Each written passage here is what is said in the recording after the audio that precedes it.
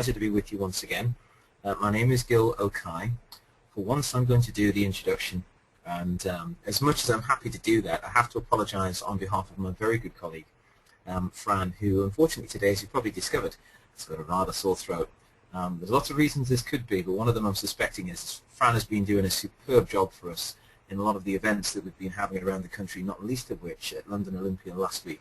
So it turns out he's literally run his voice down. I'm sure we'll all agree that we wish him all the very best in his recovery. Notwithstanding that, he's still working very, very hard for us behind the scenes, making sure that tonight's event goes ahead as normal. Let me welcome you all. The way that we're going to do things is run through the webinar as usual in a moment or two, and then at the end of that, we'll take some questions and answers. If you have a question that you'd like to put forward, what we will do is if we invite you to start to type in the question, so first signal, then type in your question, then what will happen is we'll try and get the microphones live to you so that you can then ask your questions and put in what feedback that you'd like to. So, if we're all ready to begin, let's start talking about people in your business. With this webinar, what we're going to do is look at it from an imaginary situation based around a business consultant. And why I picked business consultants is simply that everything that we're going to discuss today is pretty much the sorts of challenges that face all businesses. But in particular, they're the sorts of things that if you are running a small business or an operation where you provide a service, one of the limitations to that service is the challenge of how to expand your business if your business is you, if you are basically doing everything that's there, especially when there's not a product involved. So we're using that as the basis of our situation, but most of these issues will cover most situations and most ways in which people can be employed. In this particular case, we'll assume our business consultant charges his services out per case at the rate of £400 per day, and they're frustrated by the fact that they can't get this business to grow beyond an annual income of about £40,000 per year. Why? Well, because as we're probably all finding in some ways, half of the working year is probably wasted, and we'll show you where that waste is going in a moment. And so in this case, we're chasing that theoretical gain of the other £40,000 we might be able to make if we were more efficient and more proactive in terms of how we're actually running this particular business. Let's start to look at the detail. Well, I'm hoping that some of our regular attenders will be getting used to this team sheet. It's an imaginary way of looking at the various things that we do every day to keep our business running. In addition to, let's focus for a moment on our number 9, which is the executable, marketable services that we are providing to our clients. In other words, whatever it is you do as a job function, the bit that you get paid for, that's your marketable service. All of these other things are the things you have to do, probably, to make your business effective and, of course, keep it legal. But these aren't the things that you necessarily get paid for. The only thing you get paid for is when you do what you do for a living for your client. So just a quick rundown, we've got all of these things legal. For example, you need to spend some time making sure that everything that you do, of course, is fully legal. I'm sure we do that either directly or even indirectly. Marketing and sales, we can almost pull those two together, the promotion of the business and in particular the transaction of the business itself. Training and compliance, making sure that you are up to speed and up to date with the very latest changes in your environment and ensuring that your training gives you the best opportunity to secure and deliver business for your clients. Finance, who of course is running the engine of the business in terms of obviously fueling it with cash flow and managing the financial background to the business itself. Administration is my personal biggest irritation. All the paperwork that sits on my desk day and day, week after week. Some of it is work that only I can do. Some of it is work that other people can do. Staff management, 1 or 2 of you already have started employing people, in which case there may be issues with regard to that. Otherwise, it might be the control you exert over people that you contract from time to time. Cash flow. We always put this in as a key point, quite simply because, as a business, the more efficient you become in terms of chasing the money that's owed to you and managing that, the more effective your business can be. On the left-hand side, just for a moment, I've left out support services. Some of you are running businesses and enterprises where there is something else that you have to do before you can arrive at the kind of service or business that you actually deliver. To give a very, very simple example, imagine if the business was that you were a web designer And what you might do is create all of the IT background that's used to create a design, but you still need a graphic designer to create the logo for the company that you're going to be building that website for. So that's the kind of supporting service that might be essential to that kind of business. Now again, I'm sure you can all think of examples that are appropriate to your business, and where you, as the managing director of this organization, of course it's your job to decide how to do and what to do, and obviously outline the strategy for the company. So the key question to be asking is, bearing in mind this is your business, how much is your time actually worth to you? And therefore to quantify potentially what the waste means in real terms, what else could you be doing if you had that time back? Let's now look at that in a bit more detail. So let's suppose we decided to buy help from outside. And let's suppose just for a moment we put aside a budget of £20,000 to do it. Our question here is to establish whether or not there is value in actually doing that. One of the reasons why we might look to try and get other people engaged in our business is because most of the roles that we've just gone through, 10 out of the 11 of those roles are things that we ourselves are not specialists in. If you're a professional of one form or another, the ideal is where you concentrate 9 to 5, Monday to Friday, on doing the things that you are specialist in. Get somebody else to do all those things that are not your strong suits. If you can do, some things you can, some things not. Let's suppose we're dealing with things that are relatively complicated but aren't our own core functions. You'll have to spend time studying and learning these extra skills and added skill sets. Yet the skills that you're adding and learning are only required temporarily. Afterwards you jettison them. So it's the time spent learning what you're going to do is only valuable if it costs you less than it would cost you to pay someone to execute the task in full. We have a tendency only to look at the outright cost and don't quantify our time that's spent learning all these additional things and practicing them to a level of competence in the first place. And most important of all these additional works in simple terms are distracting. They take us away from our main focus. So here our objective is to look to see if we can delegate and outsource as much as possible. Let's have a look and see how. So let's go back to that team sheet. We had 11 job roles. How many of these can we give someone else to do? Well, the obvious one at the top, legal. We simply engage a solicitor. Marketing, most of you will have some experience already of dealing with a marketing agency and asking them the question, how can I promote my business more effectively than I currently am? And letting them deal with a solution. When it comes to sales, the engagement and transaction of our business is something that most of us are doing already and feel that we probably have to do. But that's not always the case. If, for example, you have a network of business contacts in similar situations, what about, for example, gaining referrals from them for them to be able to pass over to you their clients, which at least, if it doesn't completely eliminate the sales process, certainly makes it shorter. What about collaboration?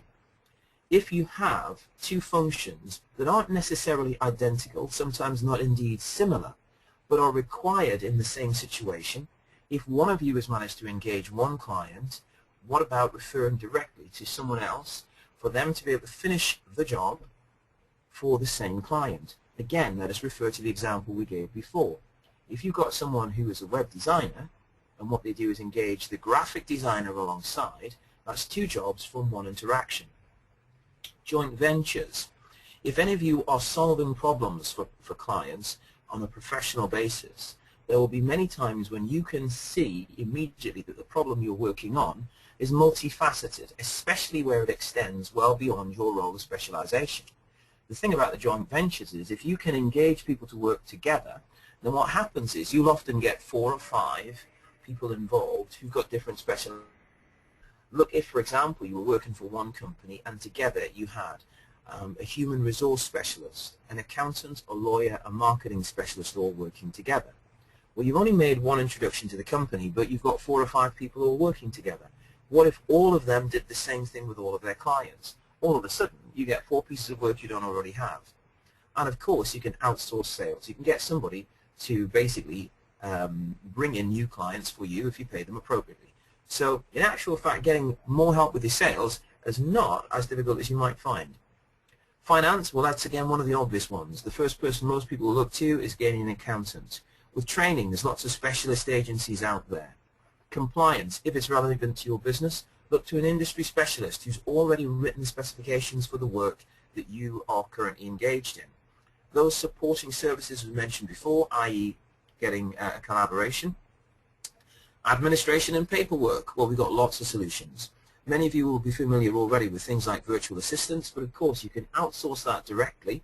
There's an organization, for example, which is, if I look at Regis by way of example, Regis is an office management company that will provide you office space, and you can rent space from them, say for example per hour, per day, or indeed per year. It's up to you.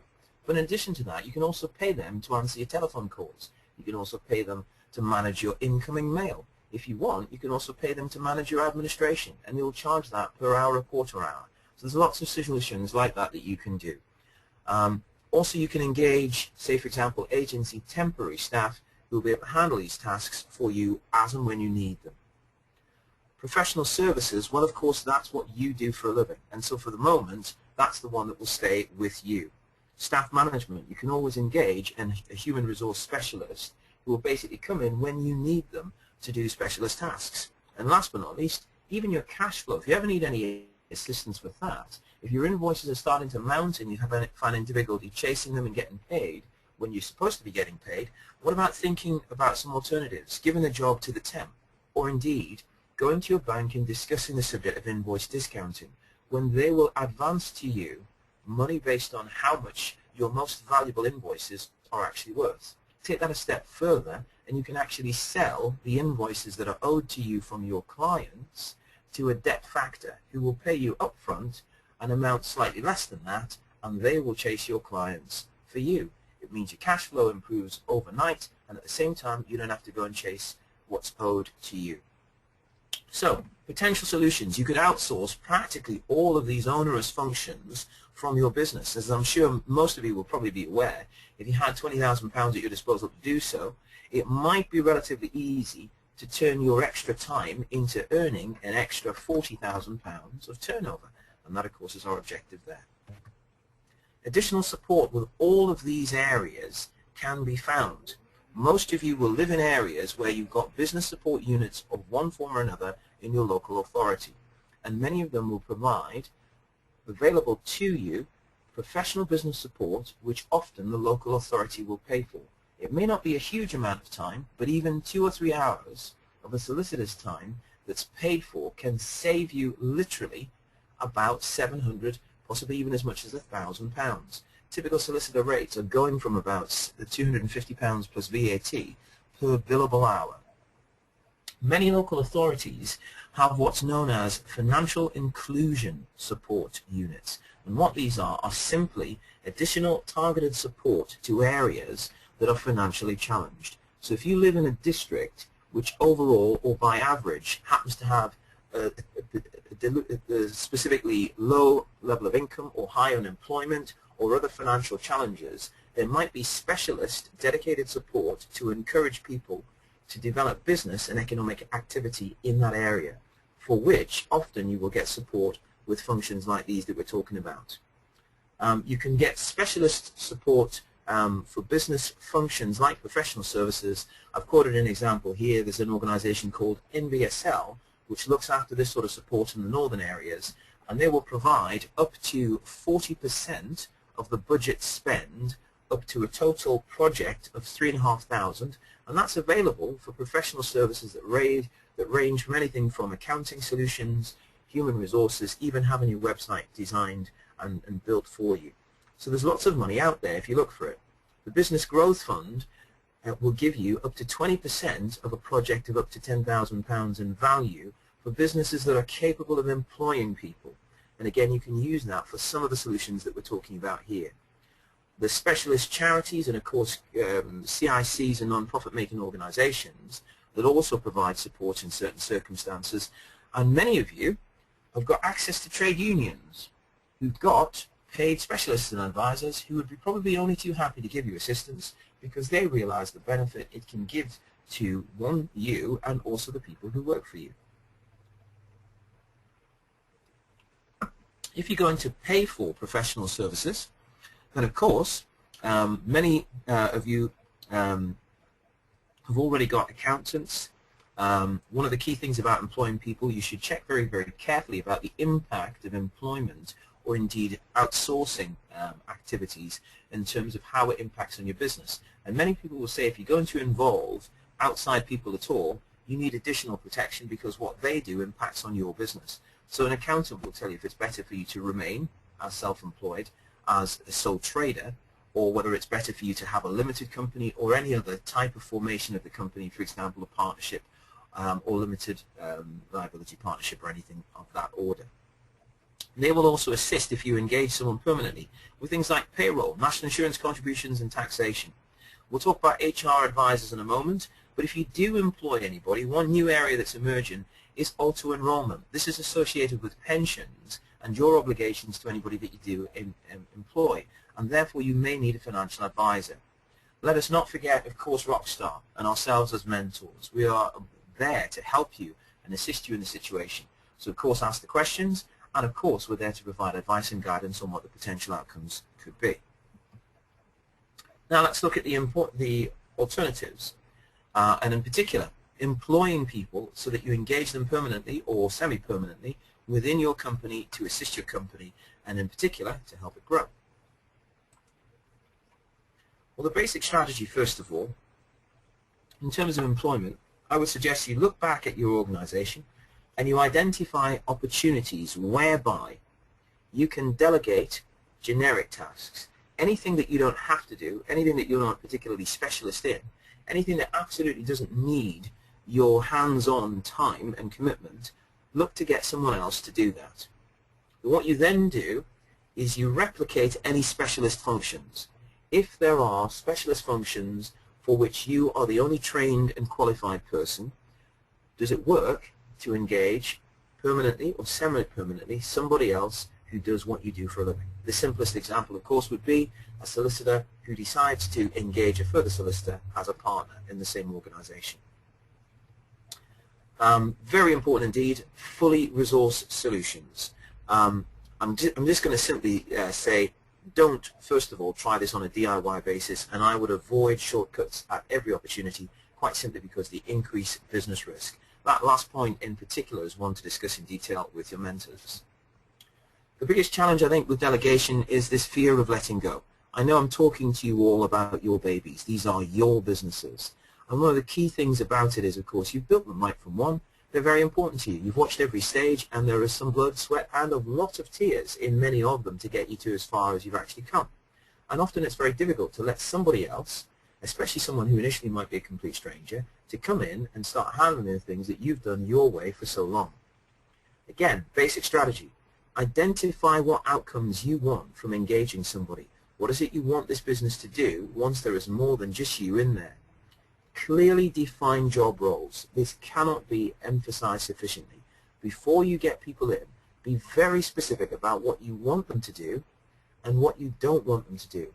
And of course, most important of all, how it is you want them to do it. So ensure that you do communicate things like your strategy, what is your business there to achieve, and things like your vision, how it is you want that business to place itself in the marketplace and what you want them as a result to help you to achieve.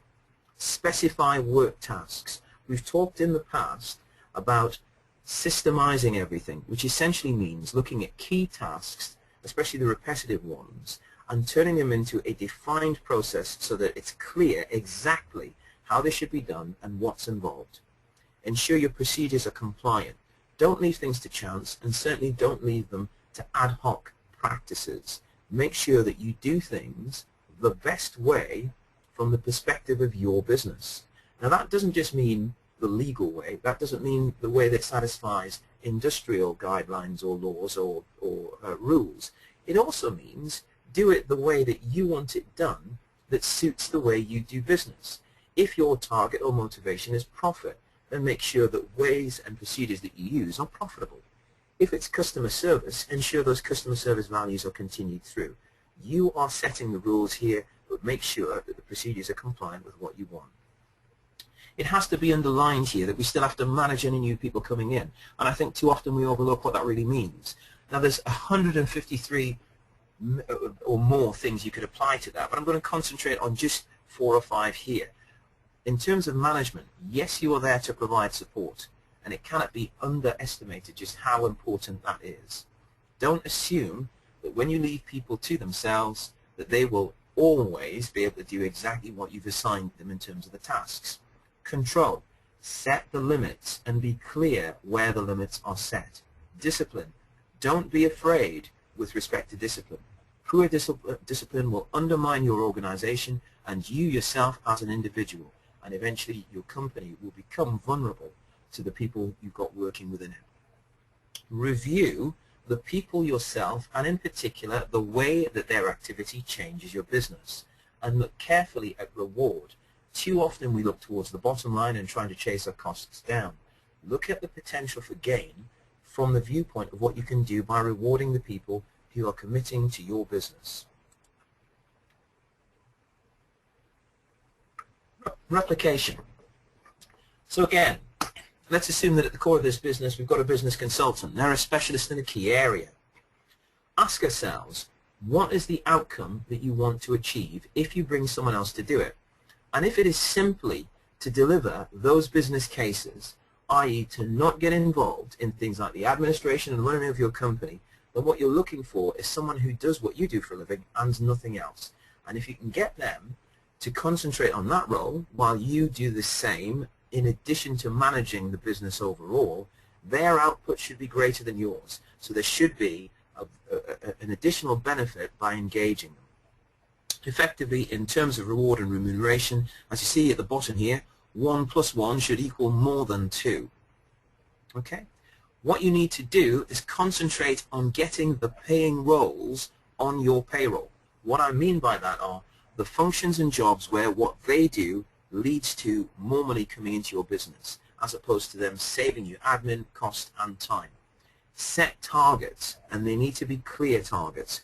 Again, draw the limits. And when I say draw limits here, again, once we start down this route, you can probably find hundreds, if not thousands, of things that need to be limited. But I'll concentrate on one in particular because it's one of the most common and popular issues of contention and controversy. And that's over the ownership of clients and data held within the company. So make it very, very clear indeed. If you are inviting someone in to engage them as an employed person within your organization, if you want to set the rules, i.e. that the clients are yours and not theirs, you can do that. And that there are rules and contractual obligations that will limit their ability to access data should they choose to leave the company afterwards. Be clear about things like that.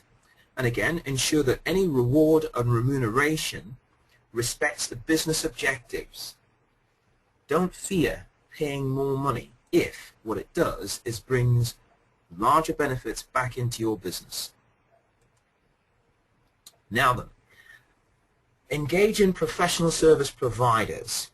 Now, what I want to do here is concentrate on where it is that professional help gives benefits and gains to your business in terms of managing the people that are involved. In this particular case, we're going to concentrate on an HR specialist because, of course, primarily here what we're doing is managing people.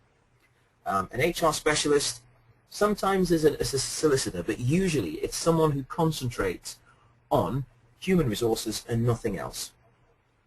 Usually you're looking for someone who is CIPD qualified.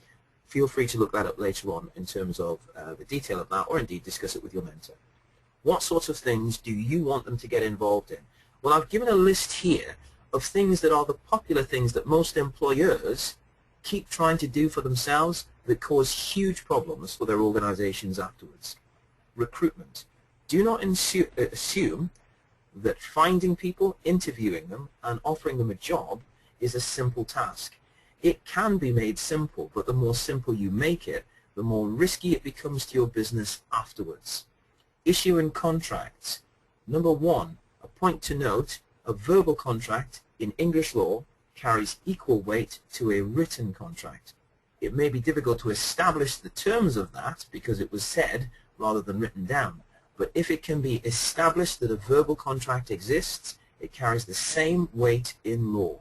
As far as contracts in general are concerned, I personally would never attempt to write one that engages someone under employment.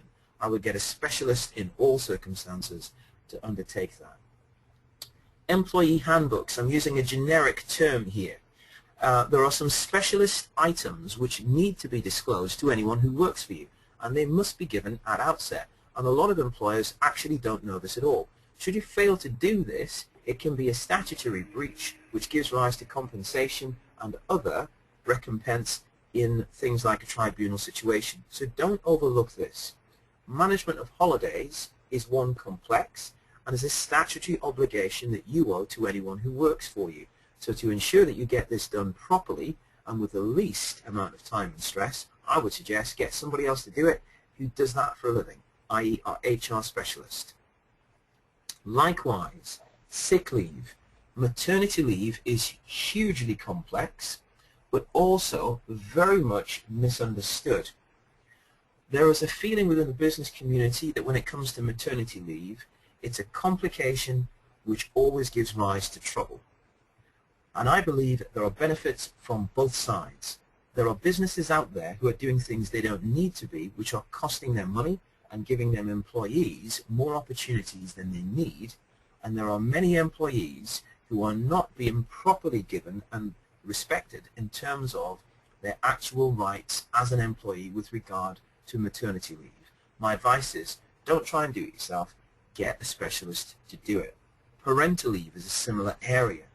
The Disability Discrimination Act provides some substantial obligations on all employers associated with accommodating the special needs of any employee who has mobility or disability issues.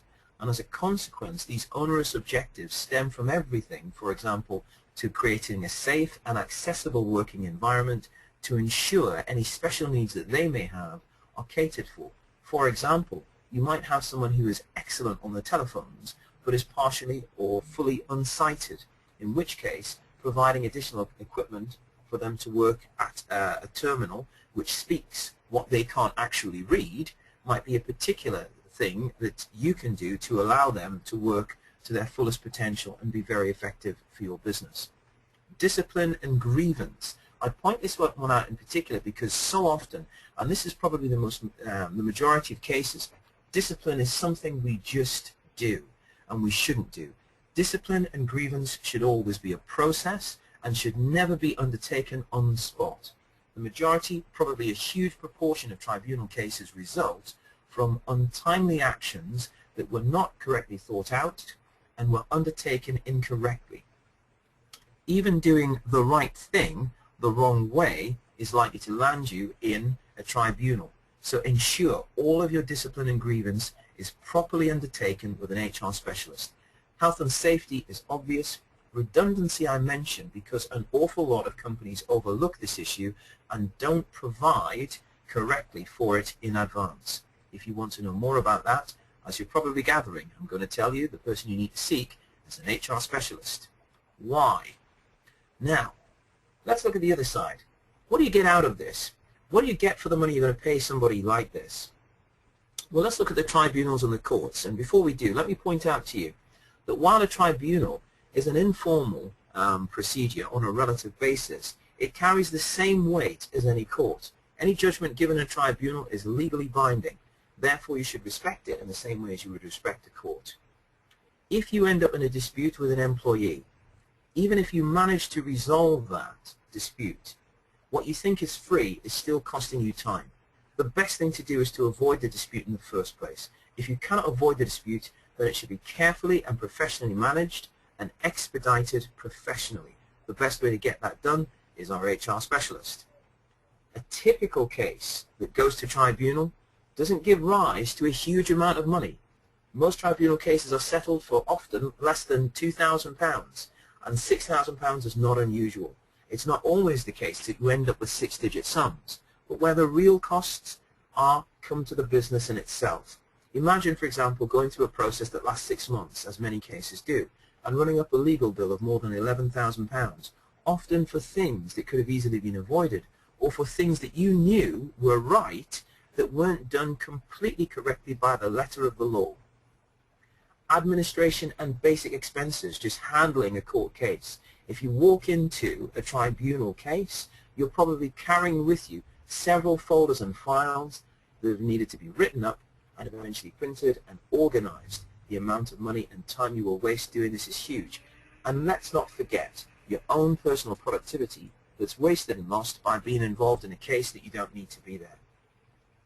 If you do ever engage a barrister, I think £1,000 is probably a very, very low cost you might be facing. But when we say £1,000, I'm not talking about total cost. I'm thinking in terms of as much as £1,000 per day to get a barrister to work for you. So please do not underestimate the value of avoiding the problems that land organizations into tribunals. I would suggest, if you can do, when you can do, get an HR specialist to manage these issues for you.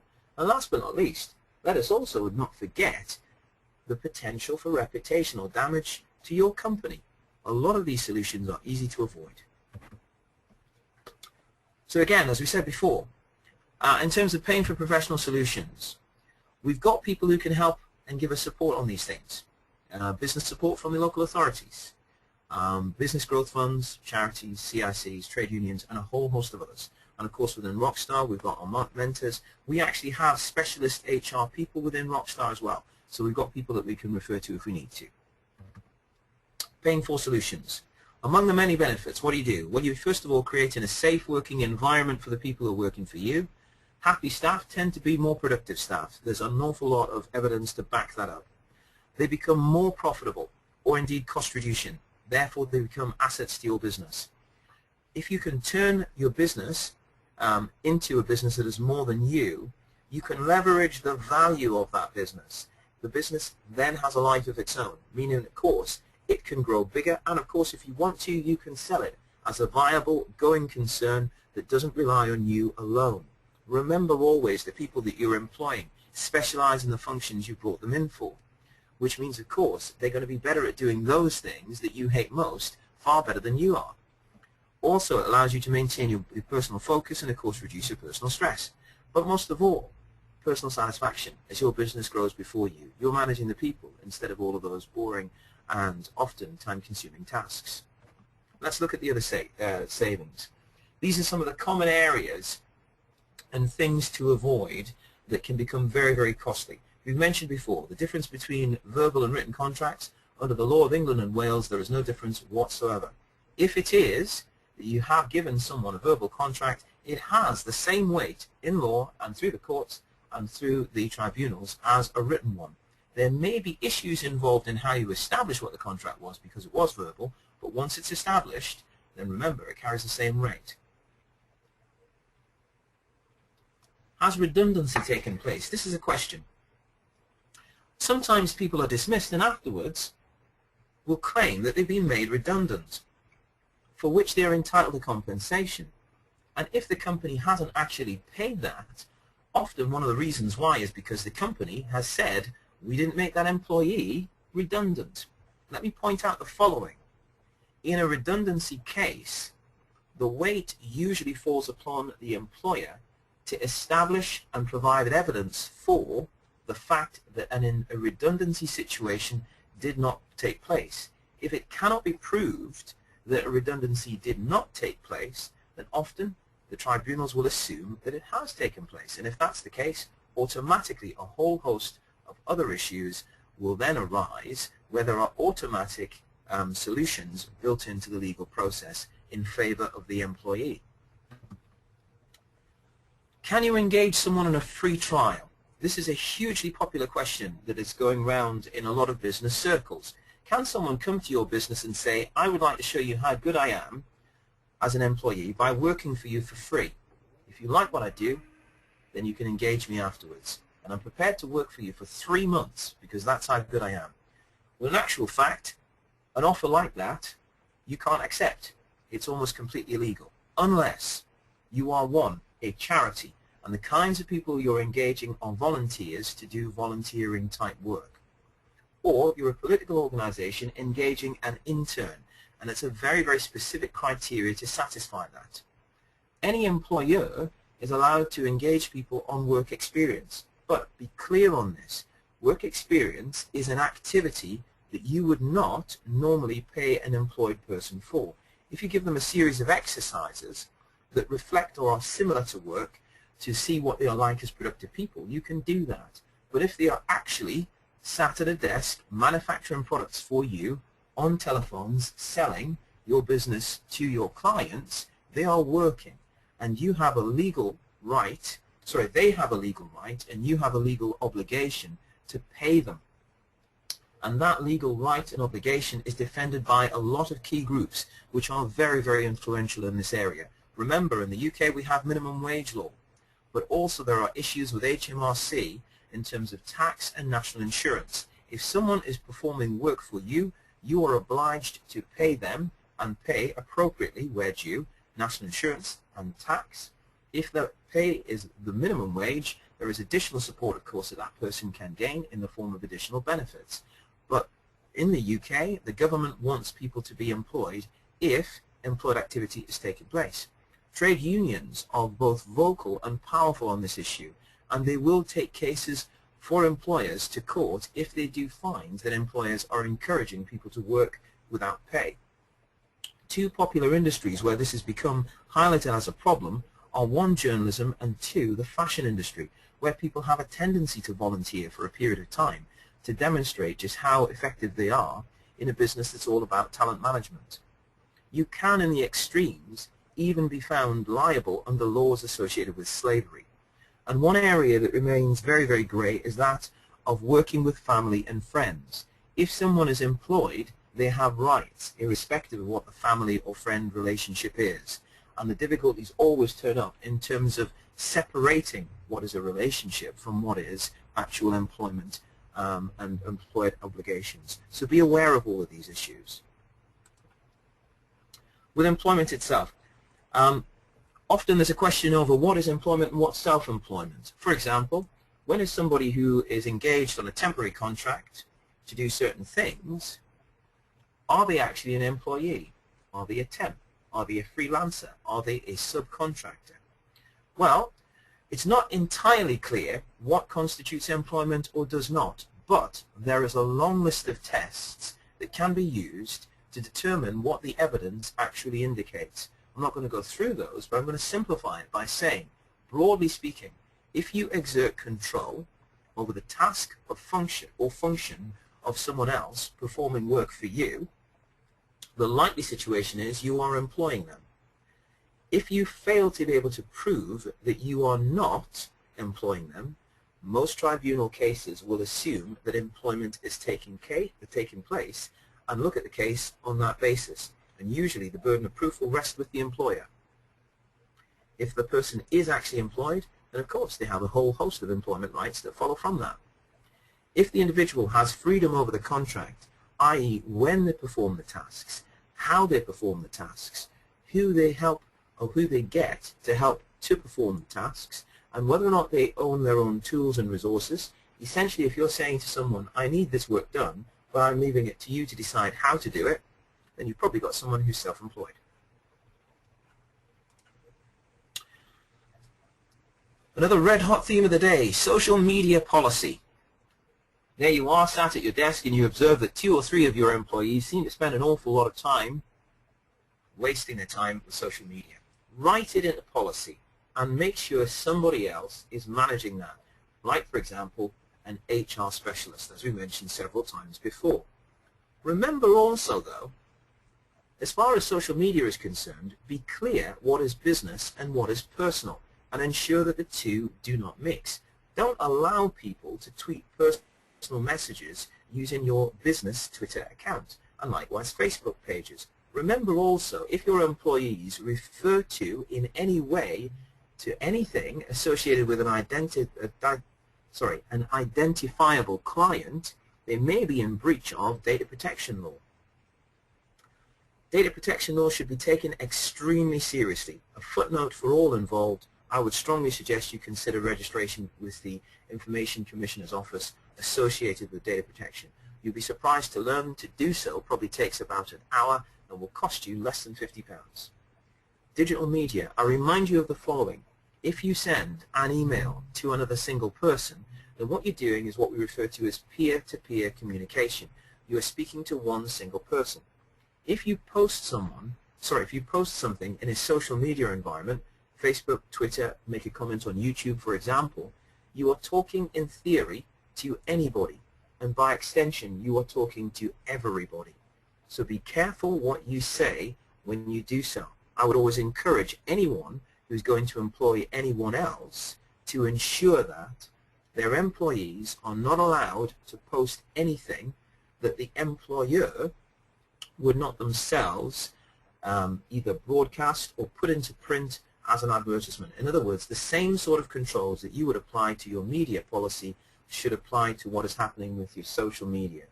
If you're not prepared to be bound by what your employees are doing, then you must ensure that as far as your business social media accounts are concerned, that they are controlled from actually using those. Under law, we have an issue of agency. What is done in your name is done by you. Therefore, if you are a self-employed person, and of course the business is a sole trader, and you employ somebody and they do something under the brand that you use, it is pretty much, from a contractual viewpoint, as the same as you doing it yourself. So be careful about the impact, about things like the libel, defamation, and of course being sued for a whole host of other reasons associated with digital media content. Equality and discrimination. Well, these are fairly big and fairly obvious issues. So I'm not going to go through all of the potential issues, but what I am going to simply point out are the areas under which they can arise. Gender discrimination today in 2013 is not just a male and female issue. Also remember, anyone who's been gender reassigned has specific rights under law. Likewise, orientation. We are now today talking about lesbian, gay, bisexual, transsexual people, and also straight people. There have been issues of discrimination that have arisen from people who would call themselves quote-unquote straight, working in areas where those around them are predominantly lesbian, gay, bisexual, or otherwise, and they have found themselves discriminated as a result. So it does work in both directions. Age. I say, slightly jokingly, this is a grey area, and it's hugely misunderstood.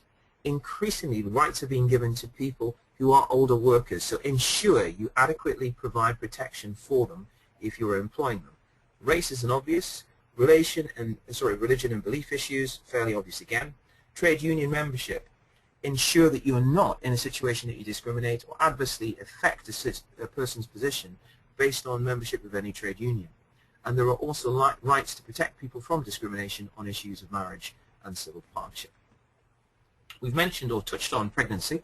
I'll just point out a small issue. Pregnancy is not treated as an illness. It is a right, and there is a huge amount of employment law to back up the rights of someone who falls pregnant while working for you. They are, of course, entitled to maternity pay and maternity leave. They further have a legal right to return to a job afterwards, which also can create further stress for a company in terms of resourcing cover for staff who are absent. These rights are enshrined under law. They are complex to manage, and they are costly if you get them wrong. Use a specialist to help you. Parental rights are not just about the blood parents of any child or dependent. They also belong to the male, female, anyone who's gender reassigned, lesbian, gay, or otherwise, and also any carers and adoptive parents of children. All have got parental rights that are protected under law. The Disability Discrimination Act and something called the Equality and Human Rights Act. The strange point here, but I'm just going to point something out here, and it's something to be very, very wary of indeed, and it just enshrines just how difficult it is and how easy it is to get things wrong. If you have a reasonable opportunity to observe that someone has a disability or mobility issues, and you have an opportunity to employ them or go on to employ them, because the opportunity was there for you to see that they may have issues, you owe a duty of care to accommodate the additional needs of that individual, whether or not you took advantage of the opportunity. In other words, if you fail to realize that the reason someone comes in using a wheelchair is because they cannot walk, and you then present them with a working environment that doesn't accommodate the need to use a wheelchair, you can already be in breach of several issues under employment law. So we're talking about more than the need to provide accessible environments, and the opportunity that we're describing here begins at the interview stage. Therefore, you must ensure from the first contact you're properly observing an individual's rights under the Disability Discrimination Act and the EHRA Chapter 15. You cannot refuse work to someone based on your perception that they cannot do it. If they can satisfy the requirements of the job, then they are entitled to be considered alongside anybody else for the work. So again, specialists in employment will tell you not to pass judgments on what you think you can see. From this is another very, very strange issue. Imagine a situation where in an interview you ask somebody, have you had any time off in the last 5 years? And if they answered, yes, I've had 2 years off owing to stress, in the past employers have had a tendency to choose to or not to employ people based on what answers they actually get back. Under current law, the past health status of an individual is almost completely irrelevant. It is actually dangerous from a business viewpoint to ask questions like those that I've just mentioned, because the person who is presenting themselves for employment only has to satisfy themselves and, most importantly, you, that today they are available for work for them to be fully considered available for work. If in those circumstances you take their past into consideration and even refuse the opportunity for them to work, you are already breaching their rights under employment law. In short, the here and the now is all that matters. If you want to know more about that, speak to your mentor or a specialist. Bullying and harassment, very, very big issue. So I'm simply going to cover just a couple of things on this. And that's to say, generally speaking, bullying and harassment covers any conduct which is both oppressive to an individual and unacceptable to that individual. But I point out that whether or not it's injurious is actually irrelevant. If it is simply oppressive and unacceptable, it automatically can be qualified as being bullying and harassment. Consequently, get an HR specialist to assist you when it comes to managing the policy on things like discipline and control. So we come to the end of the session. What I'm going to do is to open the floor now to those of you who are with us. If it is that you have questions on any of the areas that we've covered, please first indicate and then start to type in. I know Fran is probably going to be still managing and listening, but as we understand, Fran, unfortunately today, may or may not be capable of actually speaking with us. If you can throw any words in, we'd be very, very glad. But if any of you have got any questions or queries, I'll be more than happy to answer them now. That's why I will try with my voice. As you can see, I can hardly talk. We got a question from Osioma, so I'm just going to connect the microphone. Hi, Osioma. Hello, hi. Sorry to hear that you're not well. Hope you get better soon. Thanks for a great talk. Thanks. I just had a question about employing relatives. I did understand the point about the fact that relatives and friends have equal rights alongside everyone else. But are there laws to say that you have to openly advertise a certain post before you employ someone who's a relative, or if you know a relative who, or a friend who would fit, you know, a particular post, you know, perfectly, maybe just to work a few hours a week, are you allowed to just directly go ahead and employ that person? That's a very good, it's a superb question, in fact, Osiama. Okay, if I were to put it like this, let's try and attack this from a different angle and say that friends and family have a tendency to waive their rights themselves. It doesn't mean that they don't have the rights. So let's then return to this issue and say, well, what are the rights? Well, if you are obligated to advertise the post under any circumstances, then you have to fulfill your obligations. So the key point is not so much whether or not, say for example, a working relative can be offered a post immediately without it being advertised. If that working relative is not actually formally employed in the organization, for example, a father who pops in once in a while and helps you out here and there, rather than someone who is at a desk week in, week out, doing work that is paid or otherwise, I think there's an argument that says, well, you know, whatever personal arrangement between you and them is probably valid until, unfortunately, things go wrong. If things go wrong, remember, that employed person, if they're held to be so, has got rights under law. If you're looking at an organization where you've got employees and there's a position to be given, I would strongly suggest you would go through all of the procedures you would normally do. Otherwise, you will certainly come across major issues. The fact that you've got a company, for example, and you have employees, I don't think there is a circumstance in which you can freely appoint someone who's a friend or relative without going through the normal procedures associated with doing so, and giving rise at the same time to issues of nepotism and potentially claims from other people in the organization. Does that answer the question, Osiama?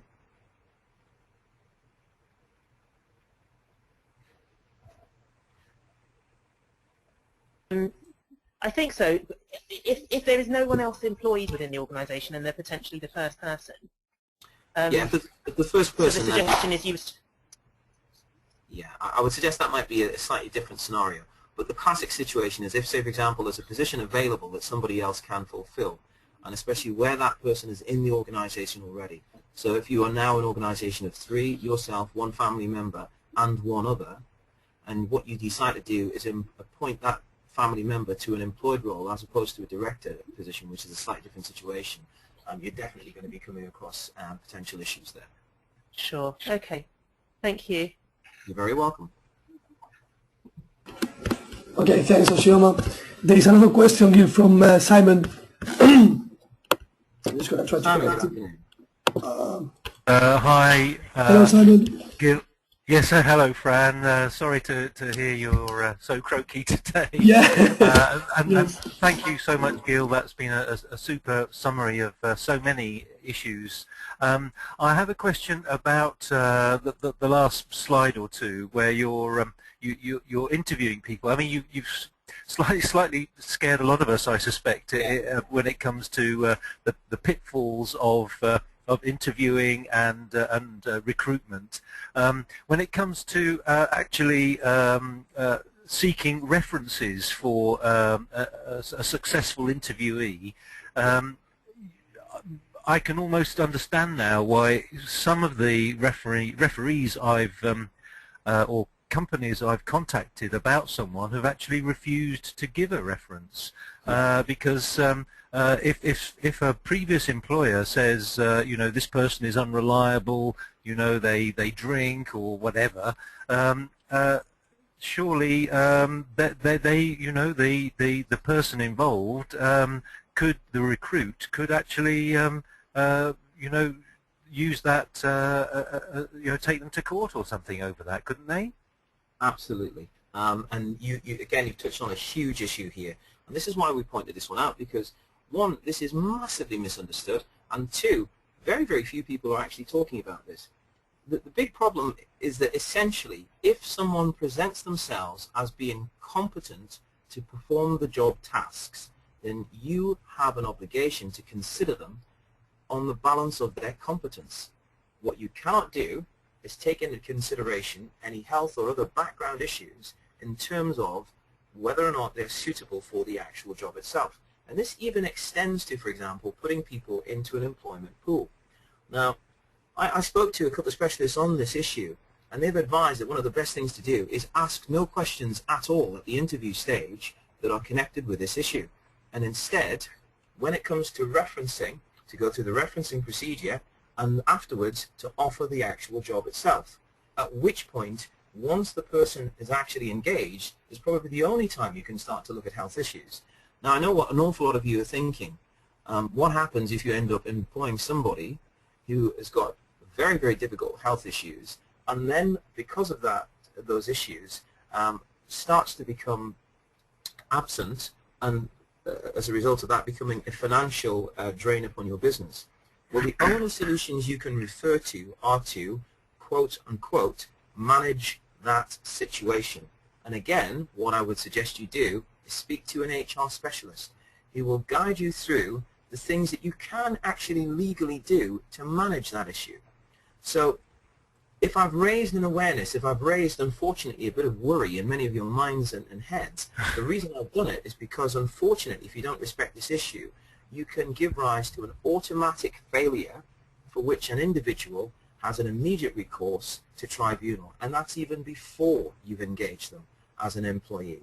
There are cases going through the tribunals right now of people who've pointed out that they were asked questions in the interview that they felt were discriminatory, and under law they have rights. If you want to know where the driver from this is coming from, yeah, no surprise, it's the government. The government in particular doesn't want to have a situation whereby people can stand up and say, because of my health, I cannot get work. Because I'm, had a history of stress, I won't get a job. We know that employers in the past have said no to people based on health issues. They are not legally entitled to do so any longer. So please be very aware of that and look carefully at what you do to ensure you don't fall into any traps. This is one of the key reasons why at interview I would strongly suggest you have a recruitment specialist or an HR advisor present all throughout. If you're going to make an error or a mistake that's going to give rise to something like that, they will know what to do and stop you accordingly. Can I just follow up very briefly on that then, Gil? What is the position then about a probationary period? Are they allowed? Well, again, probationary periods are allowed, but the whole point about employment is it's only associated with employment and, of course, competence. If the person that you engage has issues, what you do with those issues, for example, for health issues, is you manage them appropriately under the terms and conditions of their employment and, of course, what the law actually allows you to do. And this is where you start to have some power come back into your hands.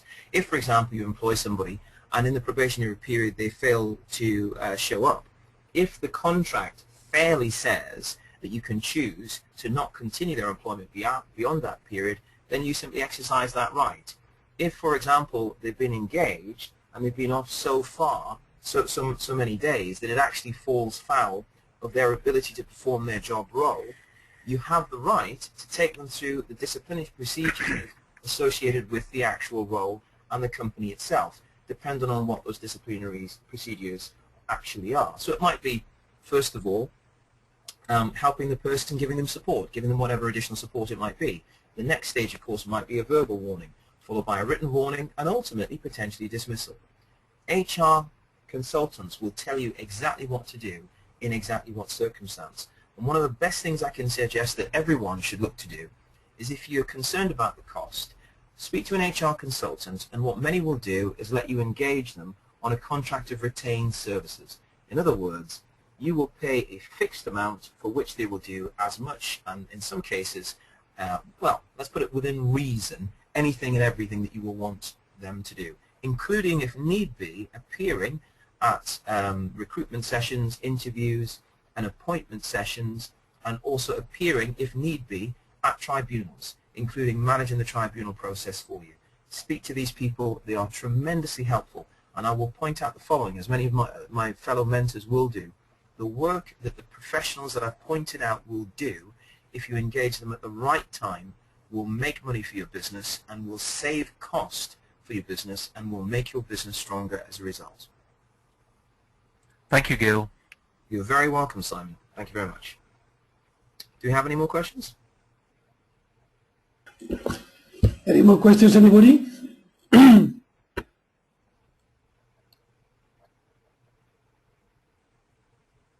If you have any questions, just please say yes in the box, and Gil will be more than happy to answer those for you. Indeed. If not, we'll just wrap up, Gil. Yeah. Can I especially echo what our guests have also said? I know I speak for all here. Fran, thank you very much indeed for what you've done today. We know you've worked extremely hard and you managed to keep going all the way through, which is superb. Very, very well done. And thank you to everybody once again for listening. Thank you very much, Gil. Thanks everyone for turning up. Thank you for listening. Bye-bye.